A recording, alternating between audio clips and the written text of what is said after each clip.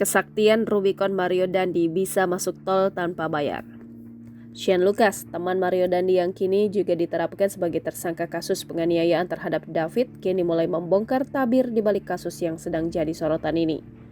Terbaru, Shane Lucas melalui kuasa hukumnya mengungkap gaya hidup mewah yang dijalani Mario Dandi saat ayahnya menjabat sebagai pejabat di Ditjen Pajak.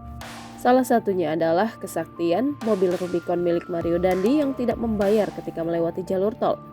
Kuasa hukum Shane, Happy SP Sihombing mengatakan, Shane Lucas sudah berteman dengan Mario Dandi selama sekitar 1 tahun terakhir. Berdasarkan pengakuan Shane, sambung Happy, Mario tidak membayar ketika melintas di jalan tol. Shane mengaku takut dengan Mario Dandi status anak pejabat. Adapun Shane diminta merekam kejadian penganiayaan yang dilakukan Mario Dandi Satrio kepada David, putra petinggi GP Ansor Koma. Fakta tersebut dikuak kuasa hukum Shane, yakni Happy PH Sihombing, usai diwawancara awak media di Polres Metro Jakarta Selatan. Pengacara Shane Lucas, Happy Sihombing, mengungkapkan kliennya hanya diperintah Mario Dandi untuk merekam penganiayaan terhadap David. Shane, kata Happy, mengaku tidak mengetahui Mario akan menganiaya David.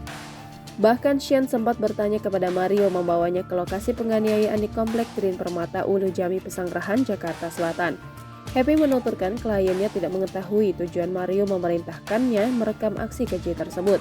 Mengenai imbalan yang didapat Shane dari Mario, Happy hanya menyebut kliennya ketakutan karena adanya relasi kuasa.